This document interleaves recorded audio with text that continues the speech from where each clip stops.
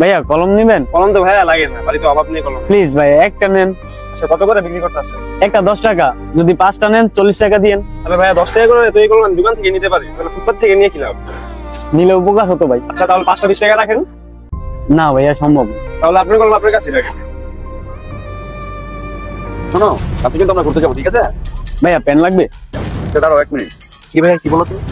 ভাইয়া কলম লাগবে? না লাগবে না, জানে কেন লাগবে না। ভাইয়া এক পেন 10 টাকা, যদি আপনি 5টা নেন তো 40 টাকা রাখতে পারবো। নেন ভাইয়া। কেন ভাইয়া মাথাটা গরম করতেছো? বললাম না লাগবে না, যাও এখান থেকে ভাই, যাও। ভাইয়া একটা নেন। তোমাকে বলছি না একবার যাও, তোমার কি মাথার সমস্যা আছে?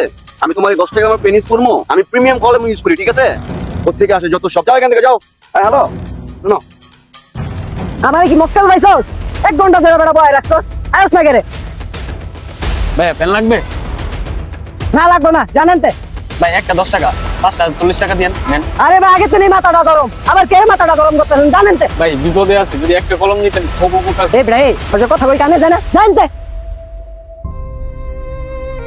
বড় ভাই একটু এদিকে আসুন তো। ভাই পেন নিবেন? না পেন লাগবে না, আপনাকে কিছু জিজ্ঞাসা করার ছিল। জি বলেন। আপনাকে দেখে মনে হচ্ছে আপনি গ্রাজুয়েট পারসন। হ্যাঁ ভাই ঠিক বলছেন। আচ্ছা ভাই, আপনি কতটুকু পড়াশোনা করছেন? Civil engineer. আপনি সিভিল ইঞ্জিনিয়ার, আপনি তাহলে রাস্তাঘাটে কলম বিক্রি করতেছেন কেন? আপনি চাইলে তো ভালো পর্যায়ে জব করতে পারেন। হ্যাঁ ভাই করছি, মাসিক 45,000 টাকা স্যালারি পাচ্ছি।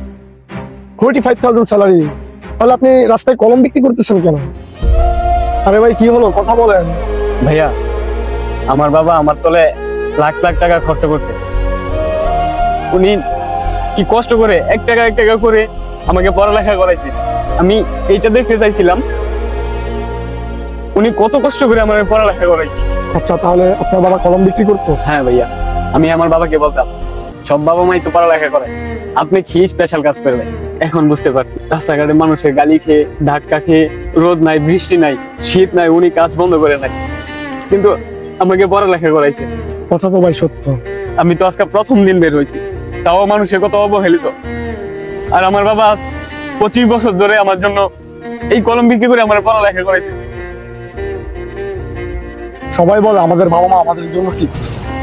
আসলে ভাই এখনকার সোসাইটির যে ছেলেপেলেরা, ওরা আসলে ভাই এটা বোঝার চেষ্টা করে না যে আসলে আমাদের বাবা মা আমাদের জন্য কি পরিমাণ কষ্ট সহ্য করতেছে বা কি করতেছে। এটা একমাত্র বাবা মাই সহ্য করে, ওরাই বুঝে ভাই। আপনি এই বয়সে বা এই পর্যায়ের মানুষ হয়ে ভাই আপনি এইটা বুঝতে পারতেছেন ভাই, আপনি খুব ভালো মনের একজন মানুষ ভাই। আপনার মতো চিন্তা ভাবনার মানুষ যদি সোসাইটিতে সবাই থাকতো, তাহলে আজকে এই সন্তানের জন্য বাবা মাদের বৃদ্ধাশ্রমে থাকতে হইতো না ভাই। আপনাকে একবার জড়িয়ে ধরতে চাই।